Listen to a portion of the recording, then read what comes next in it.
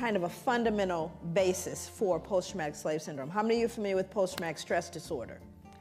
Yeah. Okay, so these are things, I mean, most of you are people who are in the field that have done the work. You're here representing the people who are really in the trenches, and I appreciate and respect that. The theory very often, when people hear it, post-traumatic slave syndrome, I try to kind of get at kind of what's going on in the room. There's ambivalence, there's feelings of, you know, what? Come on now.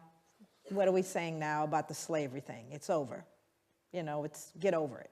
You know, we're done. We have that kind of feeling. And how possibly is she drawing a connection between something that happened so long ago in contemporary society? You know, come on, are you trying to find an excuse? Are you trying to blame people? You know, these are the natural kind of knee-jerk reactions to hearing the term post-traumatic slave syndrome. However, I would submit to you that, you know, it's based on research. So I did about 6 years of research specifically looking at violence.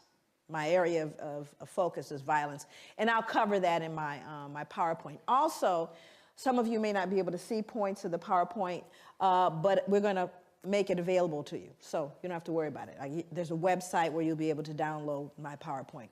Isn't that correct? Did I say that right? Okay, so that part you don't have to worry about. But I kind of want to set the ground so that we can all advance and move forward together.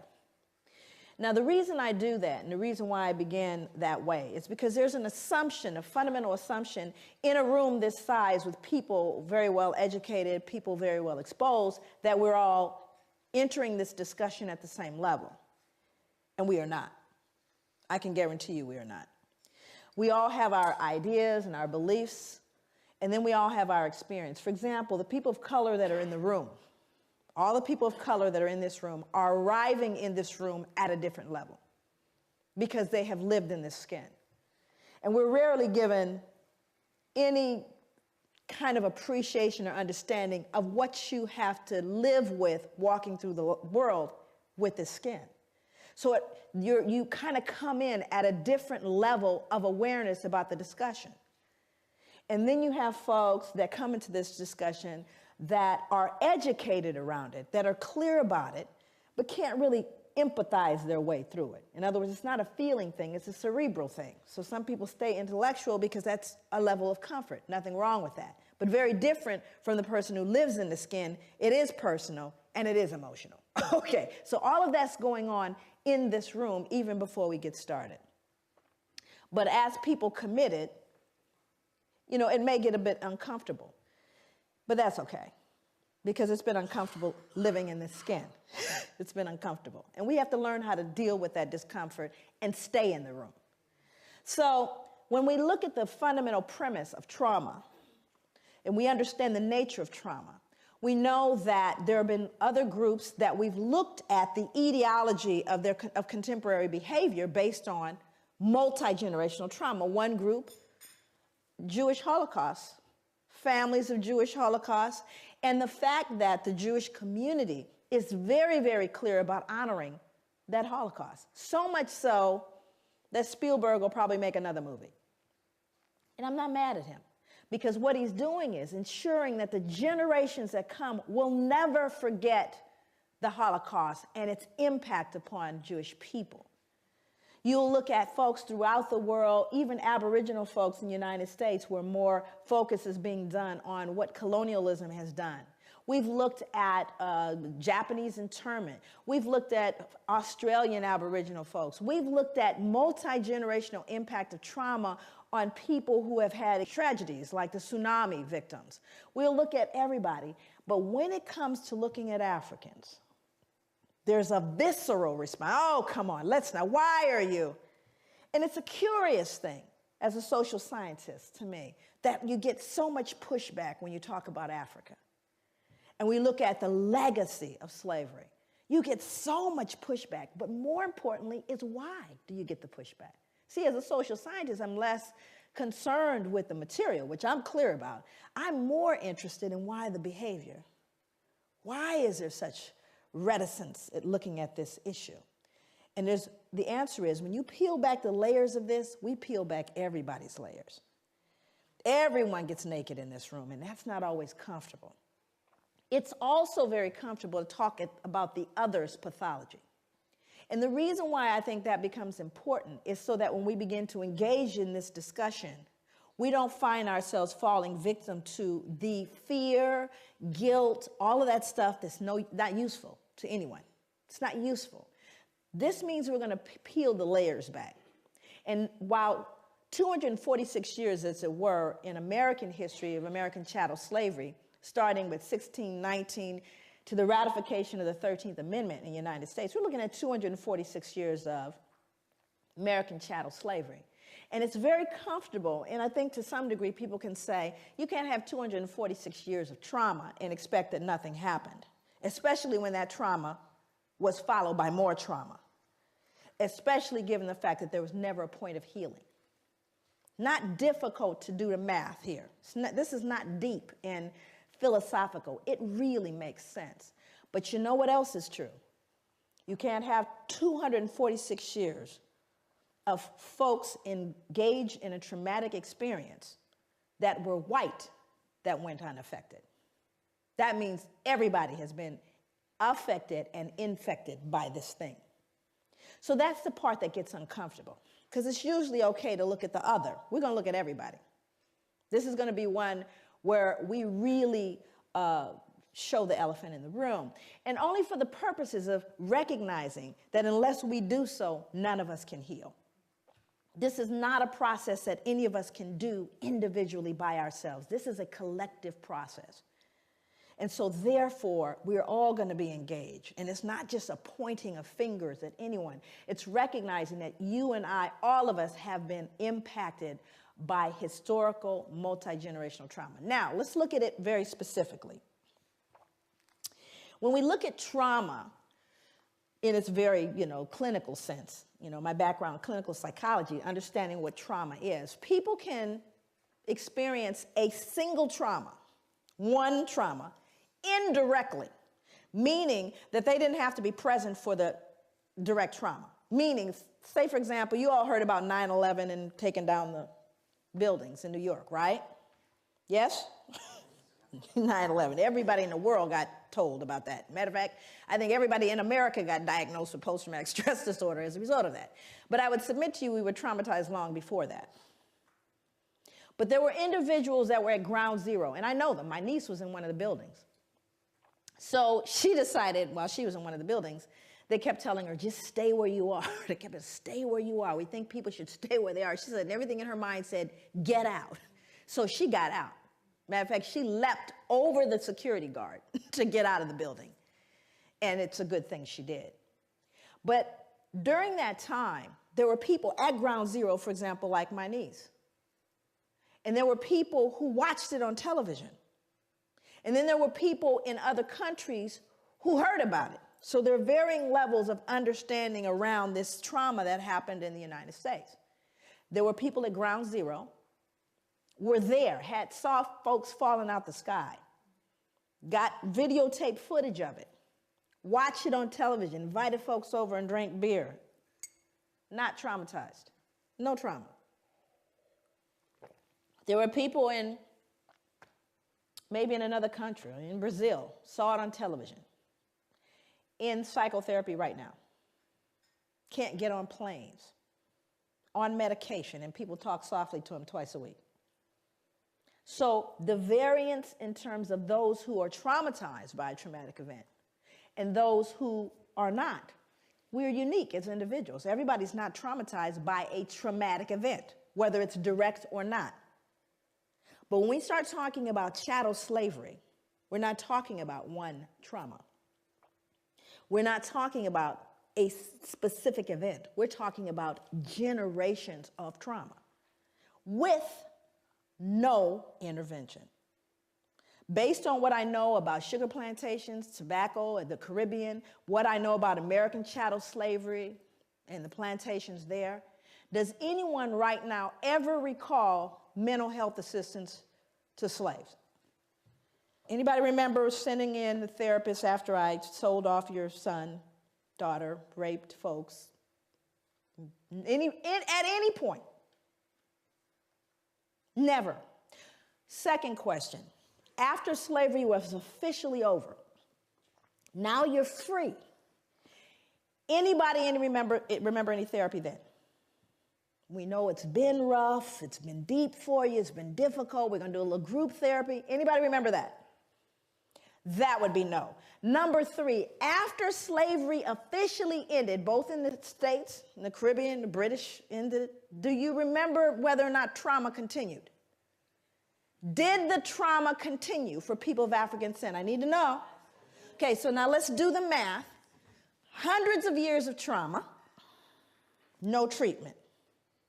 Freed, more trauma, no treatment. What do you do the math? Do you think there may be residual impacts of that trauma? Of course there is. It didn't end, friends, and it hasn't ended yet. So I think on one point, African people and people of African descent are extremely resilient. Matter of fact, I think we're a miracle.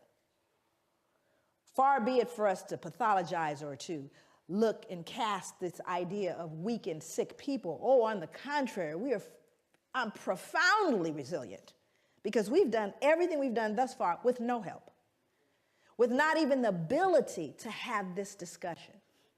As though it were possible, we escaped injury in all those hundreds of years and the years that follow. So this kind of journey I'm going to take you on is going to be one that really gives a perspective on what this trauma was, what it looks like, and clinically, what is post-traumatic stress disorder? What does it look like? Now, let me give you a little snapshot. We'll get into it in more depth a little later. But post-traumatic stress disorder, if in fact you are diagnosed with that, again, remember, direct or indirect trauma, here are some of the symptoms. A feeling of foreshortened future. Now, what does that mean? A feeling, well, you're not going to live long. How many of you are running into young people that don't believe they're going to make it past their 20s? Feeling of foreshortened future. Exaggerated startle response. Outbursts of anger. Difficulty falling or staying asleep. Hypervigilance. Right? These are symptoms of post-traumatic stress disorder. This is like DSM stuff, Diagnostic Statistical Manual Mental Disorders. It's in there.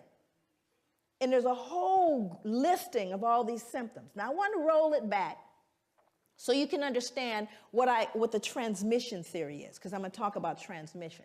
So how does a person that's been traumatized by post-traumatic, literally has a diagnosis of post-traumatic stress disorder, and can we, if we are logical and we are reasonable people, assume that a fair number of Africans had to have had post-traumatic stress disorder? You think? I'm not talking about us, I'm talking about them. Untreated, though, right?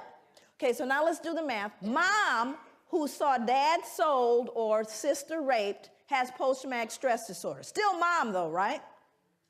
Only mom now has outbursts of anger, feeling of foreshortened future, difficulty falling or staying asleep, hypervigilance. That would be mom. Now, Johnny or Mary or Shaquisha did not have the original trauma. But what are they learning? This is called social learning theory. What am I normalizing? Exaggerated startle response, outbursts of anger. Are you following me? So I didn't have to be traumatized. Now, the other thing is, do you think Johnny and Mary got traumatized too? Do you see? So what happens in your environment, you learn from the significant others in your environment. And if they're broken, guess what you're going to be? You're learning from broken people. And you're normalizing that behavior. And then it becomes, years later, 2008, that's their culture. That's just the way they are. That's their culture. So there's poison in the cookies, right? But how are you going to tease out that poison? That means you have to look at the etiology of the behavior, which is what I spent many years doing. And it's not rocket science. This is not deep. Like I said, this is not required that, someone has, it's just common sense. How many of you in the room think you can cook? Come on now. I know it's a strange place. You all have the oddest food in the world. I'm trying to tell you that now. Those of you that know how to cook, who taught you how to cook? Mom, dad, family. Who you think taught them? Hello, social learning theory. You learn from those in your environment. And if they couldn't cook, yeah, likelihood is you can't either. Okay. So there's things that we don't question them. This is what goes in the curry. What are you talking about? This is how you make curry. Well, how you know? Because that's the way my mother made it. Well, maybe, she didn't get the recipe right. Actually, I wrote Post-Traumatic Slave Syndrome, the book, which is here. The book is called Post-Traumatic Slave Syndrome, America's Legacy of Enduring Injury and Healing. I recently have written a study guide, which is being edited now. But the reason why I wrote the book is really to put a name to what I was looking at. I started to look at behaviors in African people and people of African descent. A long time, people ask me all the time, I just was interviewed by ABC, and they wanted to know, where did this come from? It came from growing up black. No, there's nothing deep there. I grew up looking at black folks and wondering why we behaved the way we did. Very little had to do with white people. Very little. I was looking at black people, and I wanted to understand our behavior. I am 50 years old, and I remember looking at people who were, growing up in South Central Los Angeles. That's where I grew up. My parents are from the South, from Louisiana, and from Belize. And one of the things that I started to notice are certain behaviors that black people engaged in that I started realizing, not just African Americans, African Caribbean people, I came here, heard the same thing, behaviors around what we look like. Like, for example, I would hear people, and most people here, white or black or wherever you are in the spectrum, you've seen the behavior and wondered about it. I know you have, because I wondered about it. Well, you have black people that aren't black. How many people have met black people that actually aren't black? Now, this is an interesting phenomenon. These are black people that will tell you before, first of all, they certainly look black to me. They look black, but they don't say they're black. I've got quite a bit of Indian in me. Did I mention that a lot of my family are from, all of a sudden there's something else, right? And you're looking going, sure could have fooled me, you look black to me, right? Now, this would be something that I could ignore if it stopped when I was a child in South Central, but it didn't. You could hear it in rap music today. Same behavior. Matter of fact, the rap videos, they just need to clone the same girl, right? I could draw her right now, what she looks like. The little wavy hair, and, she's black, but not too black. Okay? And what is that about? What is its etiology, and why does it persist? That means that it's an intracultural phenomenon that's being passed along through generations. But why? What is this self-loathing that I see in contemporary black folks? I'm not going back to slavery. I'm talking about today, who hate and despise the reflection in the mirror. That's what I wanted to know. So that's what led me on my journey, if you will. Again, not an unusual journey. Of course, I'm going to kind of pop back and forth through British history and American history. James Madison was a very important figure in American history, President of the United States, 1751 to 1836. He said, blacks are inhabitants, but as debased by servitude below the equal level of free inhabitants, which regards the slave as divested of 2/5 of the man. This is called the 3/5 compromise. And what they were trying to figure out is, what are we going to do? How are we going to count these black folks? Because, based on how many people you have residing in a particular state, the more representatives you can send to the House of Representatives, and thus the more power that particular state can wield. So the question was, how do you count the slaves? Well, Southerners, who of course enjoyed slavery, they wanted to count them. They said, yeah, count them. That gives us more power. Where the Northerners saw it as an opportunity to abolish slavery, said, well, you can't count them because you don't consider them human. How can you count people who have absolutely no freedom that you do not count or treat as human beings?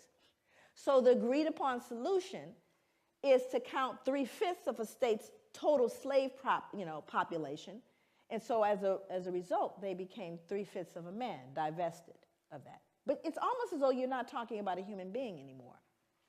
And that's what's scary about this. And I always start my talks by saying that when you see folks dressed up like this, and I know you all see a lot of them, you should get worried.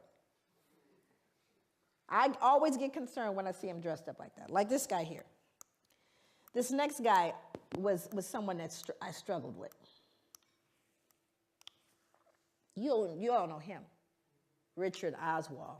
He's the son of a Presbyterian minister, international trader of enslaved Africans. What's so deep about this gentleman is how wealthy he became as a result. He would be worth, based on the 1700s, right now he would be worth 68 million. Based on the number of slaves, the slave trade, and colonies, ships, all the stuff that he basically utilized. But again, these folks are held in high regard. When I read about him in your history, you would never know. Google him. You'd never know the ugly trade that he was engaged in because we've sanitized it, you see. It all got kind of sanitized. But what's important is to understand the wealth amassed. And see, this is where people get afraid, particularly Europeans. This is where the whole, oh my God, dare I say the big ugly word, most folks are afraid of, because we don't really care too much about the healing. That healing stuff, go on and get better, you people. But don't try to touch the resources. That would be reparations. We don't want to have that conversation. We're okay if you all go heal, however you're going to do that. But let's not talk about the reparations story. But when you start looking at the wealth amassed, and then you got to look at the Church of England. It gets real ugly, because then you start realizing what is a foundation for the Church of England. Folks that blessed the slave ships. And then, of course, and this is interesting about John Newton, because we all know about, the first thing you hear, John Newton, what's the next thing you hear? Amazing Grace. John Newton, Amazing Grace. Well, let's figure out what happened before he got Amazing Grace. He said slaves are lesser creatures without Christian souls and thus are not destined for the next world. Now, what becomes important about this kind, and you'll see it both in American history as well, there is this kind of dehumanization of African people.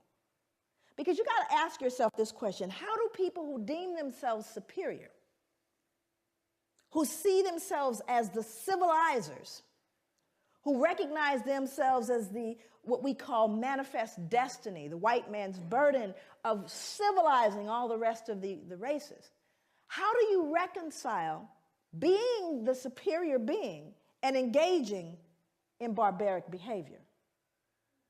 What that produces is something called cognitive dissonance. How many people are familiar with that?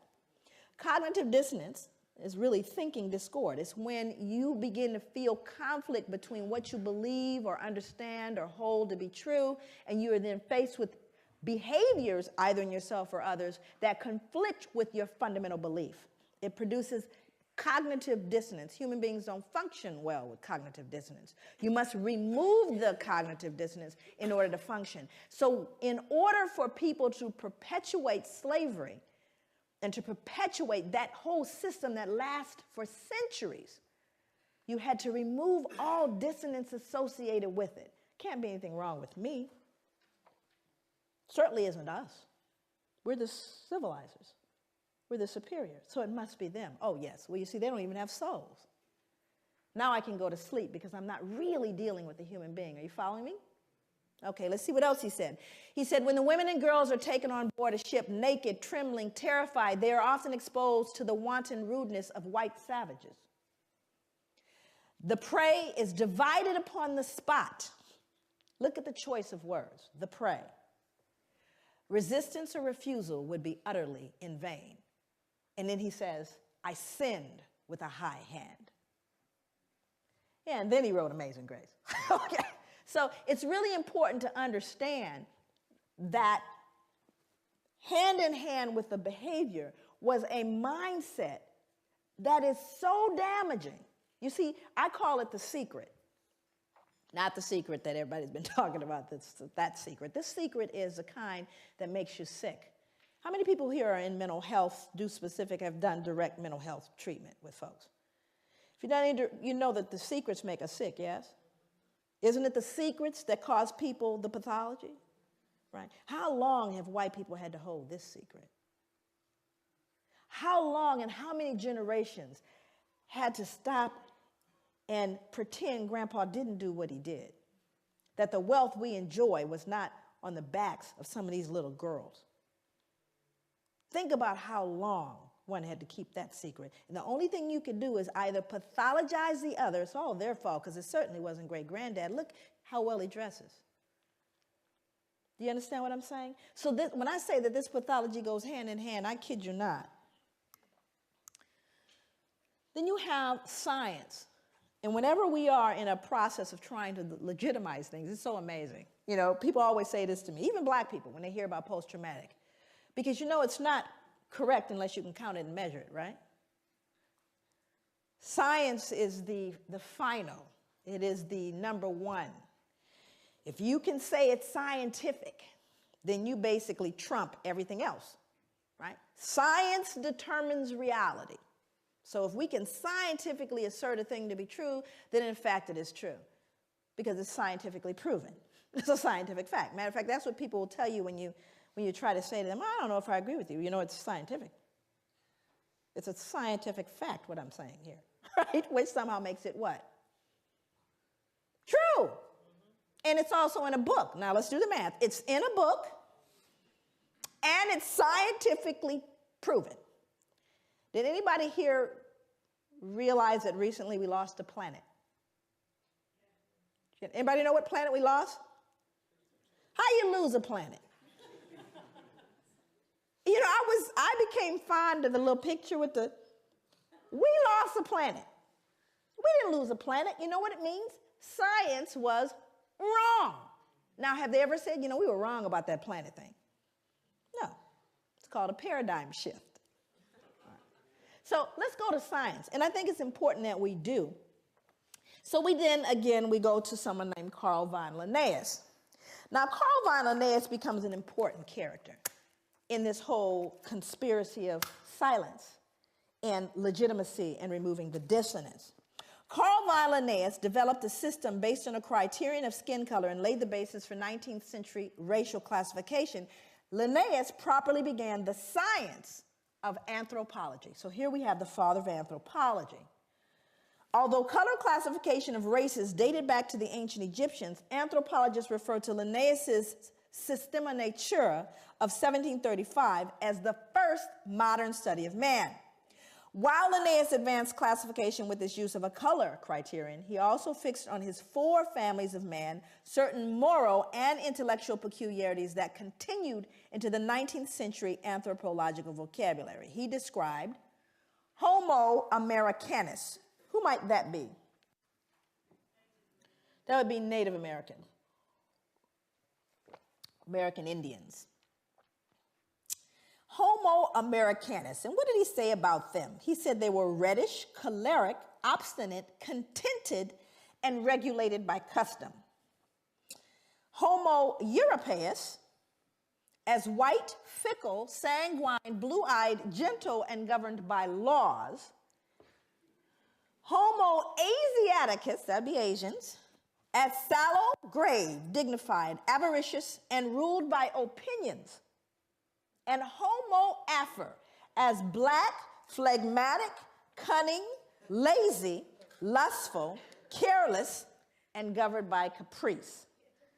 These insights into what Linnaeus defined as racial character, personality traits, behavior, intelligence, language, and a host of other related categories were transmitted into subsequent attempts at a science of classification and became more fixed than the races themselves.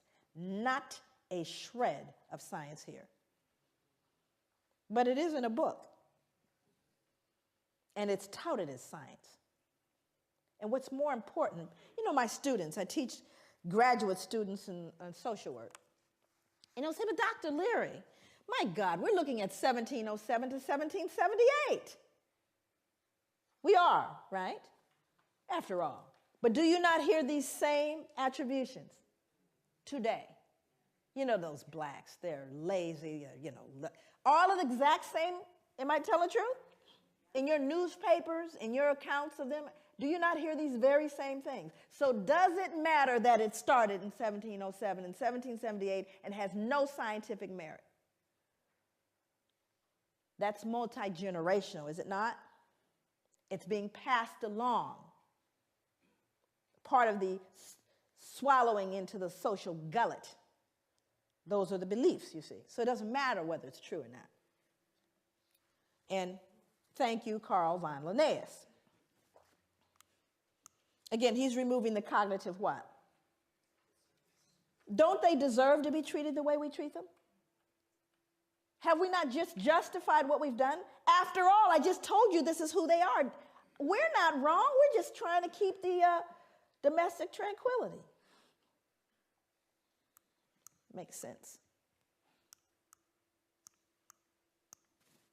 I'm having a clicker thing. There we go. Johann Friedrich Blumenbach. Just look at him. He's not right. We could tell already. But he had to contribute his part as well. He says, now this man, Johann Friedrich Blumenbach, he was an individual. How many of you are familiar with the term Caucasian? Oh, yes. Then you know Johann.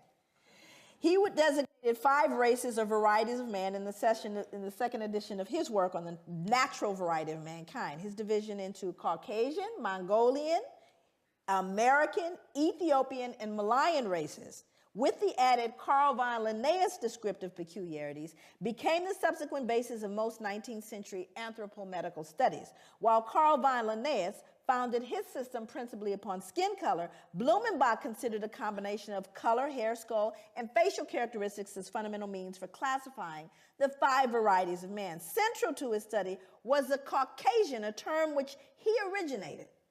He took the name Caucasian, listen for the science, from Mount Caucasus because its southern slope had cradled what he felt to be the most beautiful race of men, the Georgian. The Caucasus near Mount Ararat, upon which the biblical ark came to rest after the flood, seemed the appropriate source for the original race of man. No science yet. Now I'm going to quote him. These are his words. For in the first place, the stock displays, as we have seen, the most beautiful form of the skull, from which as a mean and primeval type the others diverge by most easy gradations on both sides the 2 ultimate extremes, that is, on the one side the Mongolian, on the other the Ethiopian. Besides, it is white in color. Anybody here ever met a skull that wasn't? Besides, it is white in color, which we may fairly assume to have been the primitive color of mankind. Zippity-doo-dah, no science, nothing to found this whole thing. He figured white skull, humanity began white. It's scary, but it's in a book, and it's touted as science, and we swallowed it without question. But race is a concept of society that insists there is genetic significance behind human variations in skin color that transcends outward appearance. However, race has no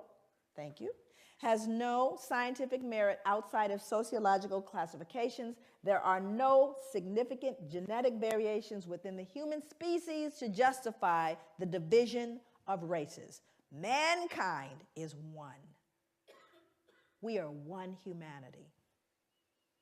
Isn't it a shame that we are still debating that in 2008? But the reason why we continue to debate it is we still try to reconcile the ugly stuff that we've never dealt with. We still want to say they deserved it, so no one has to feel bad about all of those little babies dying and ignoring the ravages of Africa and killing young black males and urban cities, and disproportionate imprisonment and disproportionate disparities in health. Oh, it must be their fault. How do you reconcile it? You see, rather than deal with it, we just continue to try to justify the behavior. Thomas Jefferson, you all know him? Yes, he's one of my favorite people, actually. I close out my book with a soliloquy from Thomas Jefferson. I actually end my book with it. Because Thomas Jefferson made a statement. Here's a man highly regarded in the United States. I mean, there are more statues of him than probably anybody. And he made a statement towards the end of his life, he says, "Indeed, I tremble for my country when I consider that God is just and that his justice cannot sleep forever." You see, it haunted him to his grave because Thomas Jefferson knew. He knew what would happen. Matter of fact, he predicted exactly what we're dealing with today, what happened between people of African descent and those of European descent. Predicted it. He was a bright man. How do you reconcile behaving in such a barbaric way? Well, let's see what he said. He said blacks smelled bad and were physically unattractive. Well, this was inconsistent with his behavior because, you know, he fathered slaves, Sally Hemings. So it didn't smell that bad, huh? Now, here's a more important one. He said we required less sleep. Now, that one's more interesting to me. Why would he need to? What dissonance was he feeling that he would need to believe that blacks required less sleep? Why? What did he do? You know, he owned slaves. So what do you think? How hard do you think he worked them? What was a work day for a slave? Sunrise to sunset. But do you have any empirical evidence, Joy? Can you prove that? Because you know, if you can't write it, you know, count it and measure it, it didn't happen in European culture. Is that correct? You got to count it and measure it. How many of you have measurable objectives? Measurable outcomes. You better measure it. I don't care if you tell them. Can you tell your boss really, truly, at the end of the year, we're doing better now? I've been to work every single day I've watched, and I can guarantee you we're doing better. Is that going to fly?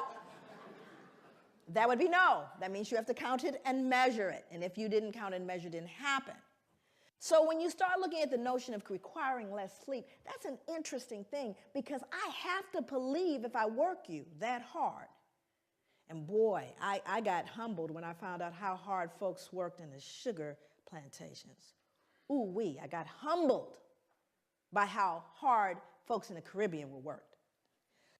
But what I decided to do is I looked at the Library of Congress. Most of my work over the 9 years that it took to write the book, 6 years of that was research. The other part of it had to do with doing interviews of elders and reading slave narratives, and there are thousands of them. This is just one taken from the Library of Congress. Sarah Gudger from North Carolina wrote, "Never known nothing but work, never knew rest, felt like my back was going to break. This the gospel truth." Then I looked at what happened in the sugar plantations, and this was amazing. One final set of grim numbers underlines the way slaves on sugar plantations like Codrington, which was a plantation in Barbados, were systematically worked to an early death. When slavery ended in the United States, slaves imported over the centuries had grown to a population of nearly 4 million. When it ended in the British West Indies, total slave imports of well over 2 million left a surviving slave population of only about 670,000. More than twice as many slaves were shipped to the island of Jamaica alone than all 13 North American colonies combined. The Caribbean was a slaughterhouse. In fact, the reason why there was more importation of slaves to these plantations is because they died so frequently. They were treated so badly, ate so poorly, that females never reached their menstrual cycles. They never actually started their menstrual cycles, so they couldn't reproduce, you see. And so many of them died, they had to import more. That's how treacherous was, you lazy black folks that you are. Isn't that ironic, though?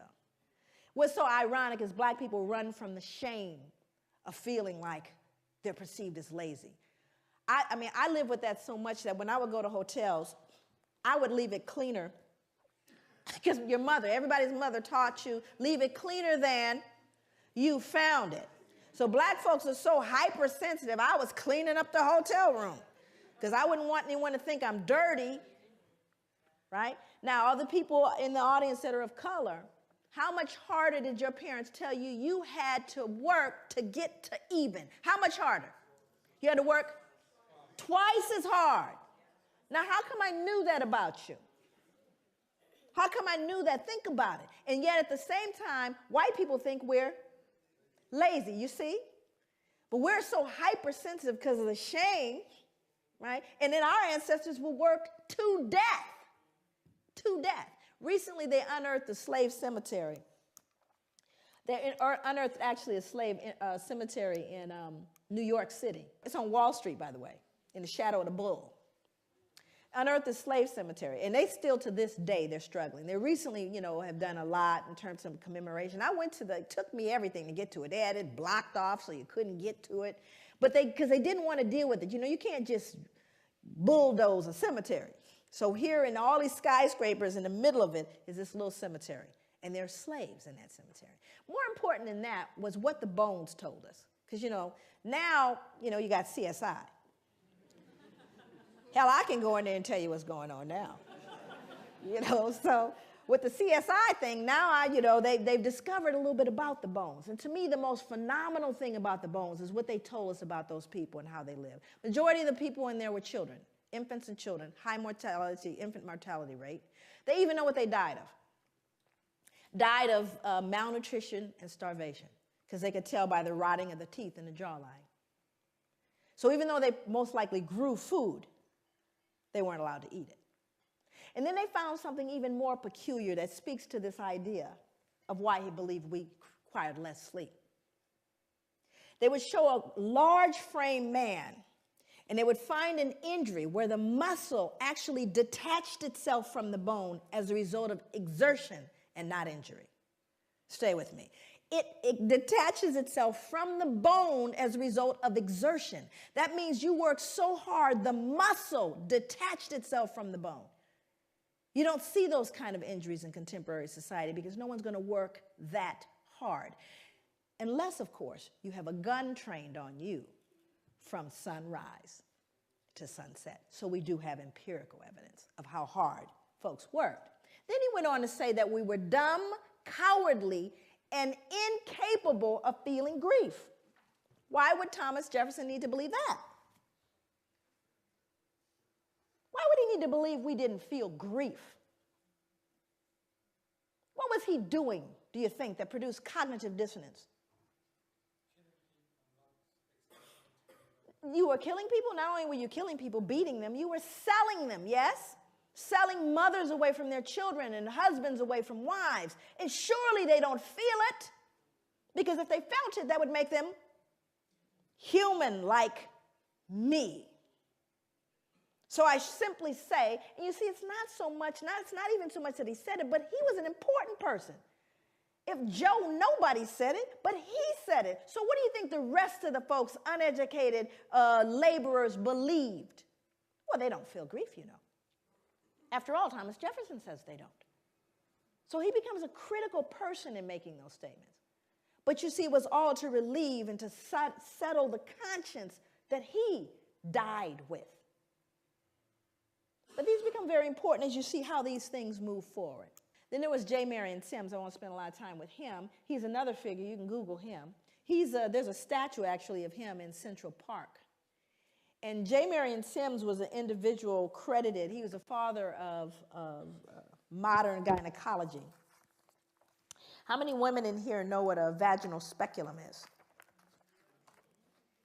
And for those men in the room that we lost, a vaginal speculum is a device designed to open up the vagina. It was considered one of the most important advancements in medicine that was made. He was credited as being the wealthiest wealthiest physician to have ever lived. And what's interesting about him, look at the medals pinned on him. I was just very curious about how it was they regarded this man, because no one ever really looked at how did he come up with that vaginal speculum. The way he did it was he actually worked on did experiments on unanesthetized slave women. He created a makeshift hospital in his backyard in the mid-1800s. He built the first vaginal speculum from a pewter spoon. And he reasoned that slave women were able to bear great pain, meaning we don't need any anesthesia, because their race made them more durable, and thus they were well suited for painful medical experimentation. We didn't even, because we didn't feel like other women could feel. This man would cut into women, cut into them, and just said, well, since they're black, they don't really feel it. Unbelievable. And more importantly is what he did to infants. Because not only did he experiment on women, he also experimented on infants. He said that black infants suffered from something he called trimus nascentium, which is now commonly referred to as neonatal tetanus. Neonatal tetanus originates in horse manure, which was a likely cause of the disease in slave infants. He attributed it to the indecency and intellectual flaws of slave infants, together with skull malformations at birth. That is a shoemaker's awl. And that's an 1800s shoemaker's awl. He would stick that into the heads of brand new infants in an effort to realign their skulls based on the indecency and intellectual flaws of their parents, to treat the malady. Of course, it was 100% death rate. But that's what he would stick in the head of a baby at birth. And so these are things that are so horrific that you can't possibly wrap your head around it. And this man is, just Google him. And you think to myself, I think to myself, if I were up here in front of you right now, and this is going to become very important as I move into the other slides. If I stomped a puppy to death out here, up here, just a little puppy, and stomped it right here to death in front of you, most of you would need therapy. And I would be arrested probably faster than killing a black man for killing a puppy. How could you do that? Do you realize how much dissonance you have to remove in order to stick that into the brain of a child? More importantly, the child can no longer be human. Are you understanding what I'm saying? The reason why he could do it is they weren't human. They didn't even feel pain. That's what this man believed. Now, you may look at that and go, those are horrific things from the past. There is a book out right now, not table reading. It's called Medical Apartheid. This is written by Harriet Washington, came out last year. This book chronicles the experimentation on black people up to contemporary day. See, we want to look at the Tuskegee experiments. We want to look at Sims and go, oh, that just still going on. Implicated, Harvard, Johns Hopkins, because we weren't what? Human. So that dehumanization is something that we really got to appreciate. Went on for a long time. Can you go back? Back one more. No white could ever rape a slave woman. The regulations of law as to the white race on the subject of sexual intercourse do not and cannot, for obvious reasons, apply to slaves. Their intercourse is promiscuous. We've now justified raping black women because they can't be raped. We aren't raping them. They're promiscuous by nature. So we can't do it. Forward, one more. The fact that white men could profit from raping their female slaves does not mean that their motive was economic. The rape of slave women by their masters was primarily a weapon of terror that reinforced whites' domination over their human property. Rape was an act of physical violence designed to stifle black women's will to resist and to remind them of their servile status. These become important instruments that you look at. And I want to give you some statistics as it relates to American history. By the mid-1800s, there was over 600,000 mixed-race children born. 600,000. How many of you know what miscegenation is?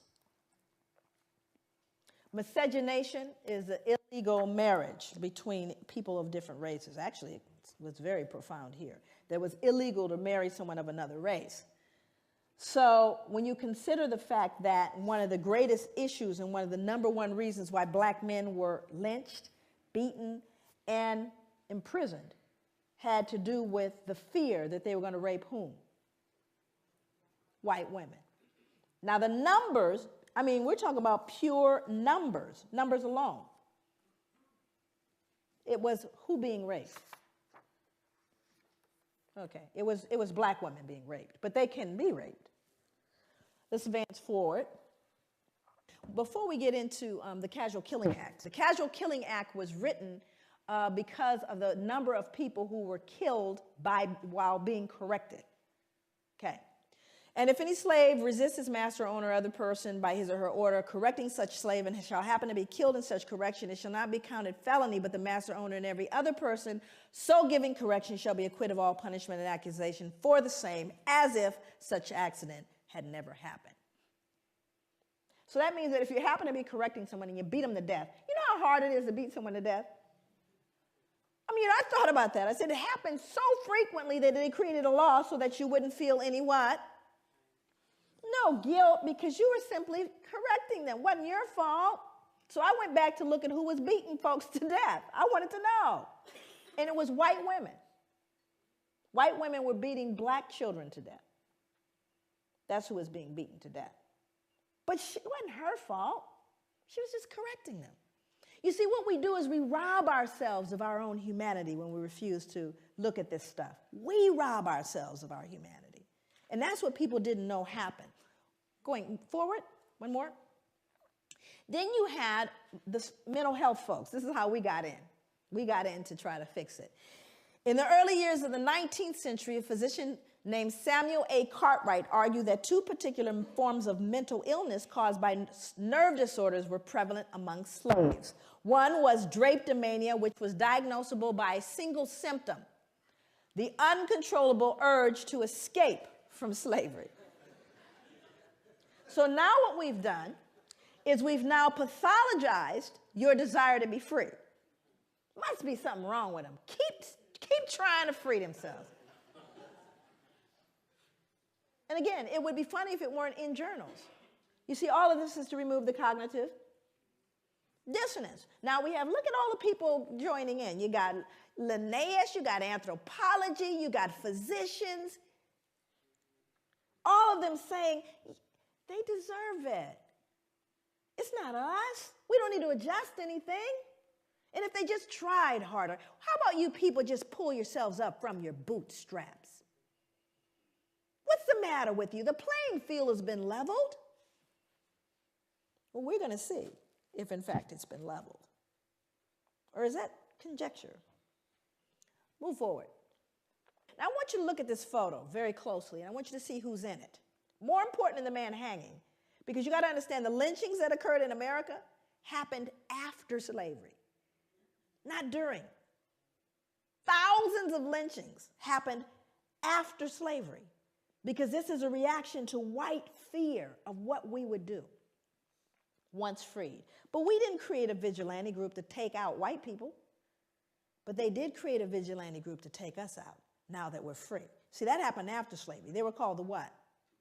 The Ku Klux Klan. They don't wear hoods anymore, they wear suits. But they're alive and well all over the world, even here. So, look at who's in the picture. I want you to look at this little girl in particular. You can't see her closely, but she's actually grimacing, like smirking. Now, remember, let's go back to the puppy concept here. She would be loathed and torn up probably if this was a puppy, which means he's less than that, because she's not disturbed. This little girl is not disturbed by this, but she should be, shouldn't she? People always ask me, they go, Joy, what was the impact on white people? There it is, right there. Can't feel any empathy for him. None, zero, zip. There's a little one back here, even smaller.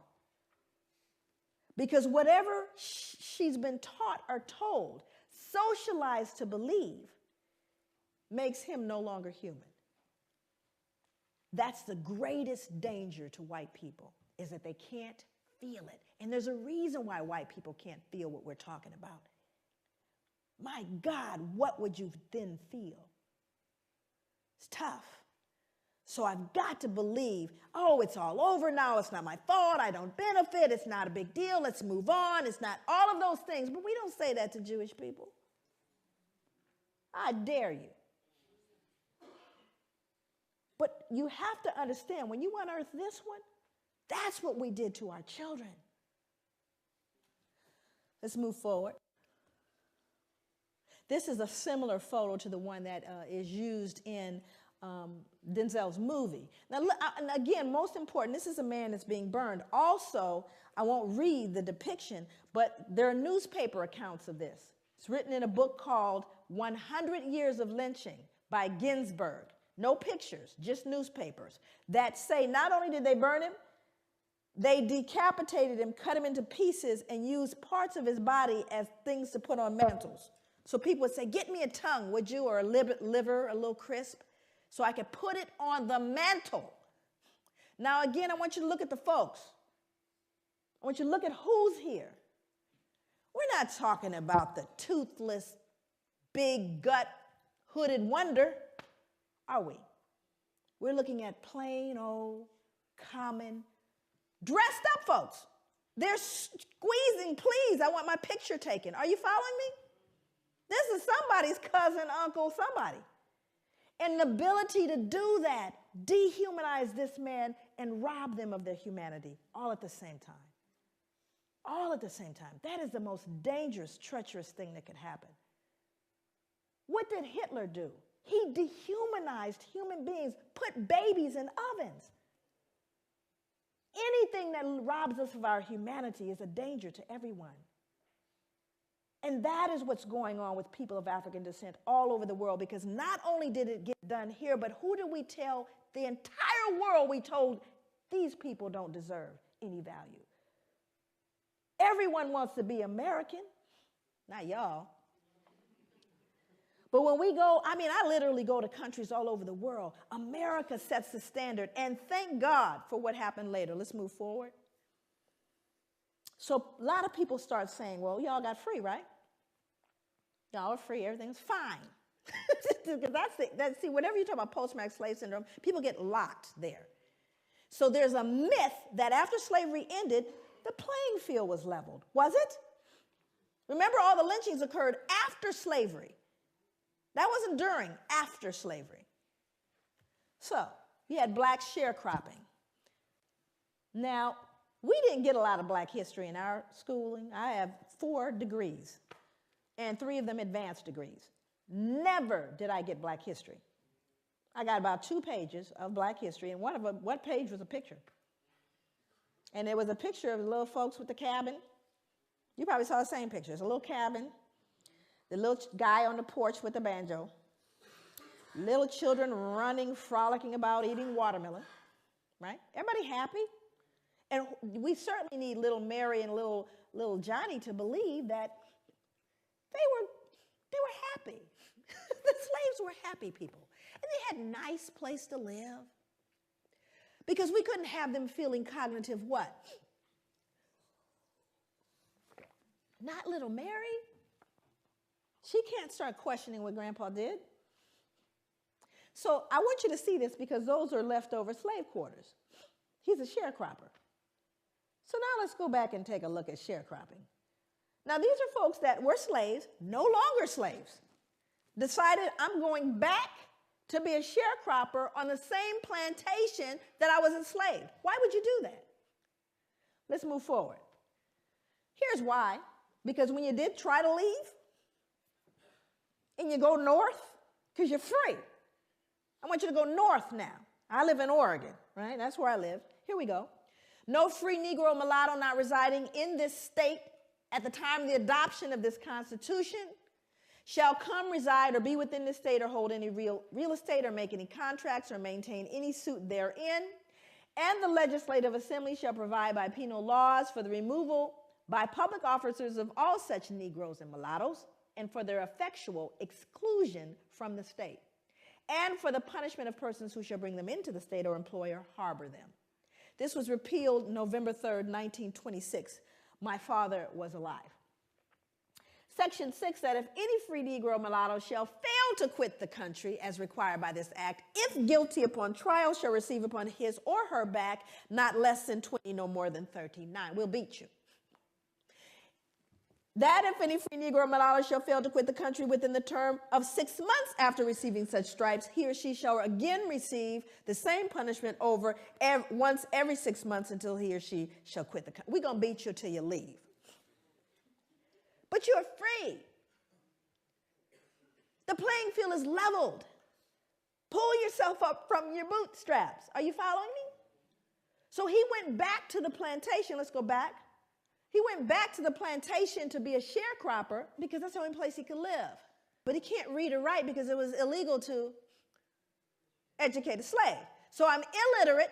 I go back and I say to the slave owner, who past slave owner, okay, now I'm coming back to work for a fair wage because I'm free. And the slave owner says, sure, you can come back. So here's what I'm going to do. I'm going to advance you seed, tools, and a mule. In other words, you know, I am going to give you that grant that you want. And we're going to let you work with that. And at the end of the year, we'll settle up. Well, the grant's never enough, is it? And so at the end of the year, he's found owing. And what must he do to pay off that debt? He's got to work it off, yes? And his children have to work it off, yes? That's called debt servitude, or another form of slavery. But you all are free. What are you whining about? Let's move forward. Move forward. So, well, can we lease them? Now, everybody wants to know big issue. You have overrepresentation here. Guess how I know? Overrepresentation in the criminal justice system has its etiology. It was big business then. It's big business now. You're going to get free labor one way or another. New slavery is imprisonment. Well, let's see. Why was this? It was so successful. By the mid-1898, nearly 3/4 of Alabama's total state revenue came directly from this institution. Well, of course, I wanted to do research on what they did because they're free. But now we're arresting them at alarming rates. And for what? 12 years for vagrancy, loitering, startling a white woman, looking menacingly at a white woman. That's what they got 10, 12, 15 years for. And many of them, 25%, died under convict lease, more than during slavery, because there were no protections, because now we have another label to justify our behavior towards them. And what's their new label? Well, after all, they're convicts. They're criminals. Don't they deserve it? Do you see what I'm saying? So when did it end, is the question. Move forward. You all heard about Katrina, yes? Yeah. See, I was there. My family's from Louisiana. I went to the 9th Ward. Sometimes you can't pay attention to what the news says. It's important to actually go eyeball what's going on, which was very interesting, because it was one of the most horrific events I'd ever seen and probably will ever see in my life. Well, black folks were just simply treated differently. Did you notice that? Here's the good news about Katrina. Everybody noticed it. So all the rest of the world, where we learned, send us your poor, your huddled masses yearning to breathe free, your democracy, your equality. They said, what happened with that Katrina thing? All that stuff y'all talked about. Well, let me read this. This is from Associated Press, taken straight from the newspaper. In the front, actually, the top part here is actually a woman, but they think it's a man. Anyway, it says, a young man walks through chest-deep floodwater after looting a grocery store in New Orleans on Tuesday, August 30th, 2005. Same body of water down here, excuse me. 2 residents wade through chest-deep water after finding bread and soda from a local grocery store. Now, same event, same water. White people, black people. We've told you what you see now. That removes your what? Dissonance, because these people can't be perceived as looting. They're white people. White people don't loot. Now, the truth of the matter is, I don't care what any of them are doing. It doesn't matter, but I'm going to still the social conscience by letting you know, don't forget, this is a looter. Matter of fact, what you last heard was that they were looters and rapists. Did you not? So don't they deserve it? That wasn't back in, slavery though, was it? Now we're going to kind of move into operationalizing that to look at what is it, how do we begin to connect that behavior, that history to what we're dealing with and what you're dealing with right now and what we're seeing. And very often people say, well, is everything post-traumatic slave syndrome? Obviously, that would, trivialize all the work. We cannot lay squarely on the shoulders of post-traumatic all the problems that we see, nor can we place all the problems squarely on the shoulders of white people or any of the above. So hopefully we won't digress into anything that is that foolish in terms of a discussion. Because, that's another thing that happens in terms of trying to deal with the pushback around this.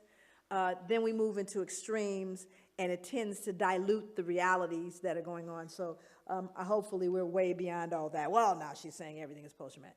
No, I'm not. And most of my work, my background is really in the field, doing work in the community and grassroots. That's where my training was in terms of my clinical work. And just, the fact that I've always been, this work started on the ground. It didn't start here. Matter of fact, I got the attention of places like Oxford and Harvard and, the Ivy League and major institutions, even the FBI, but those were things that happened after I started doing the work on the grassroots level. And so for me, my commitment is to healing. So this is not an exercise in some kind of broad intellectual esoteric. It's really about how do we then take this information and help a person extricate themselves from behavior that they've learned and or been socialized to believe, black and white, and everyone in the middle that has been affected by this. What do we do? So this is kind of looking at the contemporary kind of reflection of the trauma, which is white supremacy and terrorism. That continues. We see that on a daily basis in the United States as well as here. This book is called Breaking Rank by Norm Stamper. Norm Stamper is a 34-year police veteran. He was a chief of police for the cities of San Diego and Seattle. This is a white man wrote this book called Breaking Rank, and he really did. So all I can tell you is he broke rank. I've been trying to meet Norm. Norm travels quite a bit, and he gets a considerable amount of death threats because of what he's done. But he talked about, and this is contemporary. And remember, that's what we're looking at. How does it reflect itself today? I've heard some police officers refer to prostitute slayings or to the slayings of blacks as misdemeanor murders, employing an unofficial code for them, NHI, which means no human involved. Now, these are on telephone calls. These are on calls that you hear on police officers speaking, hey, what do you have? Well, we have an NHI. We have no human involved. It's a black person killed. Do you see what I'm saying? Again, the dehumanization reflecting itself in just their casual involvement with one another. San Diego cops confessed to a myriad other acts of discrimination, including additionally dehumanizing the references to blacks on a radio call, Justin 1113 nigger. 1113 is a code for an injured animal. How many people think they understand what racism is? Show of hands. Come on, you think you know. I'm not suggesting I know. I just have a couple of definitions that kind of came to me as I thought about it. How many people think there are white racists? That there are white racists out there? How many think there are black racists out there? Okay. Now, this is an interesting thing because this becomes important as we begin to define concepts. Now, I do that. I usually define concepts all the way. But one of the things that I do is I try to help people get a picture of what I mean by racism. So tell me how it is. The first category is white racism, then we'll deal with black racism. So white racism. Tell me the ways in which white racism adversely impacts the lives of black people. Just what are the ways that white racism can adversely impact the lives of black people as a group? What are some of those ways? I'm sorry? Power, but how is that defined specifically? Education, okay. I'm sorry? Economically, employment. What else? Housing, what else? Policing. Why are we here today? Healthcare, okay. Now, we could actually kind of grow that list. Now we're going to move over to black racism. Tell me the ways in which black racism adversely impacts the lives of white people as an entire group. Thank you. The reason why you become silent, there's one that always comes up, and that's fear.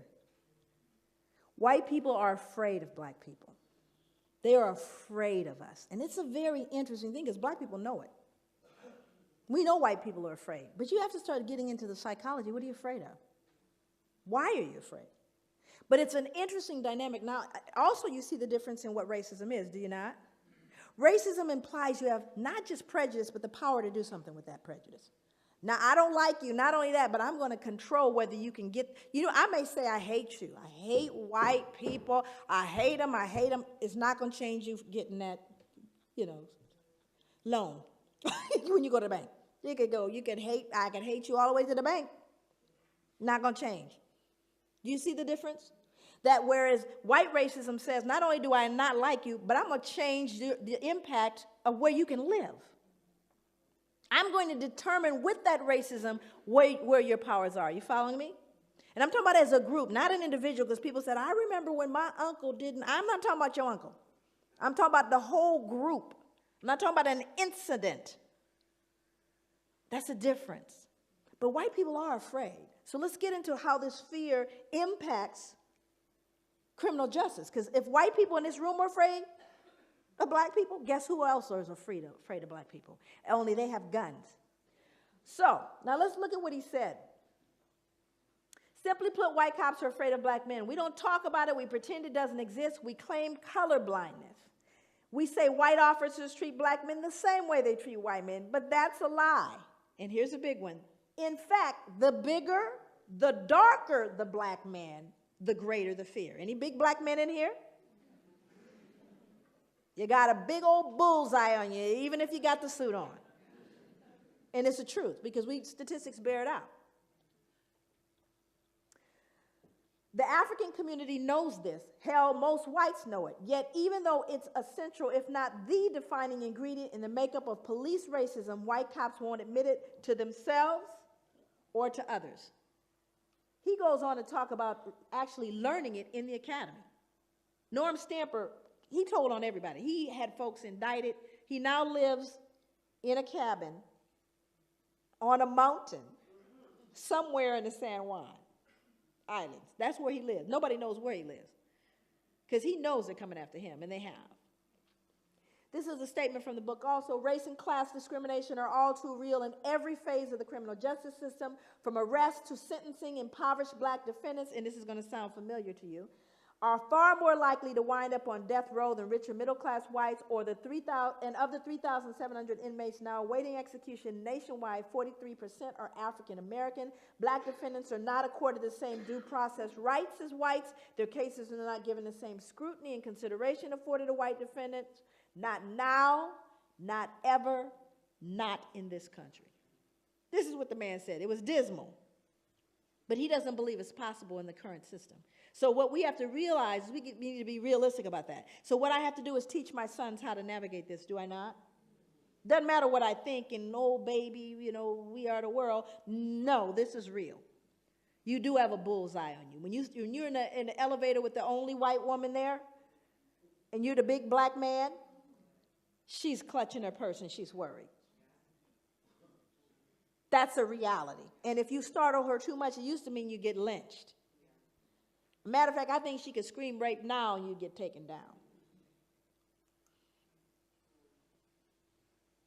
Now, this is interesting because this has to do with women.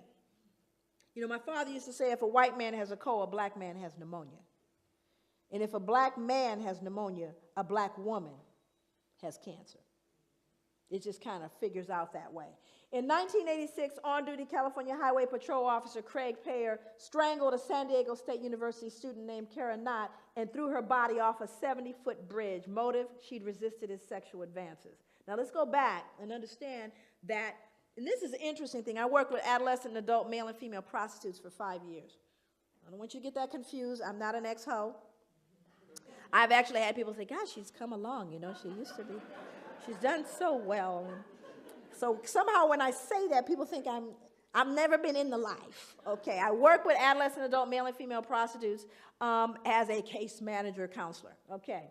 And during that time that I worked with folks, it was very interesting to see the perspectives and the behaviors and the attitudes that people had about prostitutes. I mean, when folks want to be, if you want to start off as a serial killer, just go kill the prostitutes. Nobody cares. They don't even CSI don't investigate the prostitute slayings, right? But when we begin to see what's been happening with particularly women of color, you know, just historically, women of color have been fodder for white men. Now, what started in the backwoods or in the cabin with the slaves, it never went away, you know. And I want to speak to this because this is a tough one to swallow too. But imagine they did a study back actually in the 80s, and they asked men across the board, cross races, if you could get away with sexually assaulting a woman, raping a woman, in other words, and there's no possible way that you'll get, you know, penalized for it, or you ever get, how many of you would consider doing it? This is just regular Joe, go to work with the kids. 70%. 7-0. Said if I could do it, I would do it. Imagine being able to do that for a couple hundred years with impunity. Imagine, you don't have to worry about, you know, you talk about pedophilia and all that. Imagine being able to buy that. And then you could beat it to death, too, and get another one. I know it's tough to wrap your head around, but what happens to an appetite created like that? Where you could rape a black woman anytime you wanted to, and it wasn't considered rape because she was promiscuous. Hundreds of years. We're not talking about a few years. Hundreds of years. Protected by the law. No moral. You could go to church. It was all good. Where do you think that went after slavery ended? It didn't go away because guess who's the number one? You got folks who are pimping the women, and then you got the ones that are buying them. And who's buying them? Same middle-aged white males between 35 and 60, married with children. 5 years I work with them. These are the Johns. Still are the Johns. And still are getting hold of some of that black body. Are you following me? This is really important to know. It just mutated into something else. So now we have to figure out a way within the legal perspective to deal with these women who are out of control. My cautious guess is that 5% of America's cops are on the prowl for women. Women, you need to get concerned. 5% of any police department. In other words, there are folks who become police officers because they're predatory. That's why. Think about it. We know where pedophiles go, don't we? You go where there are children. Thank you. So we got to understand police officers, plenty of them are twisted. And I've worked for the last 20 years with police officers. Trust me. I'm always concerned about someone that deliberately wants a gun, aside from the short man.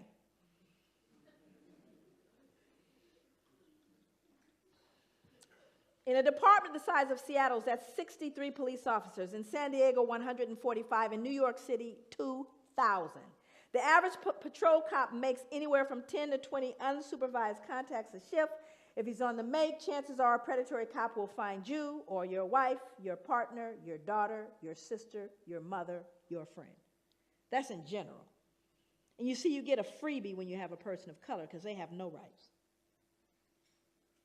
It is not hard to understand why people of color, the poor, and younger Americans did not and do not look upon the police as, quote, theirs. Compare and contrast. Are the police, as an institution, known for their protection of the innocent against deception, or do they deceive the innocent? Do the police protect the weak against oppression or intimidation, or do they oppress and intimidate the very people they've sworn to protect? Again, we're not talking about anybody that just fell off a truck. We're talking about a 34-year police veteran who went back, by the way, to get his PhD. Now, this was a study I did, the research I did. Now, let me explain kind of the basis of this research. 200 African-American male youth, 100 of whom are incarcerated, right? 100 of whom are not, but are from the same neighborhood. That was my, the group that I was working with. So one of the things that I wanted to do, over here on the right side, What you see is my dependent variable, what I'm trying to predict. And what I'm trying to predict is the use of violence. So what I discovered was the most significant predictor of African American adolescent violence, when I did the multiple, in other words, I put all the variables together to see out what was most significant. The baseline variables of witnessing and victimization, we already know they're going to fall out because they're baseline. We already know that, was respect. The most important predictor, respect. Think about that. How do you get respect as African-American male, period, but a male youth 16 in your society? How does he get respect?